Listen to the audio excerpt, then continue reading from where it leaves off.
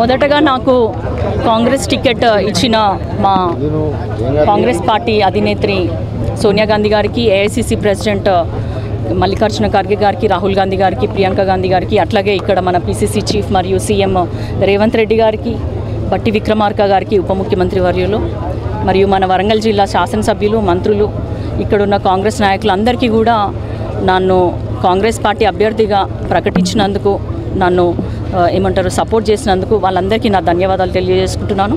అదేవిధంగా ప్రజలందరూ కూడా ఎన్ని వ్యక్తిగత విమర్శలు చేసినా కూడా వాటికి నా గెలిపే సమాధానంగా నన్ను నమ్మి ఓటేసినందుకు ప్రతి ఒక్కరికి కూడా నేను నా కృతజ్ఞతలు తెలియజేసుకుంటున్నాను. వాళ్ళు ఏ విధంగానైతే నేను ప్రామిసెస్ చేశానో వాళ్ళకి అండర్ గ్రౌండ్ డ్రైనేజ్ సిస్టమ్ కానీ, తర్వాత ఇండస్ట్రియల్ కారిడార్ కానీ, కోచ్ ఫ్యాక్టరీ కానీ, ఎయిర్పోర్ట్ కానీ, అట్లాగే ఎడ్యుకేషనల్ హబ్గా డెవలప్ చేసుకోవడం, ఇండస్ట్రియల్ హబ్గా డెవలప్ చేసుకోవడము, ఇవన్నిటిపైన నేను ఖచ్చితంగా రానున్న రోజులలో తప్పకుండా పోరాడతాను, కృషి చేస్తాను. ఈ సమస్యలను ఎన్నో సంవత్సరాల నుంచి పెండింగ్ ఉన్నాయి.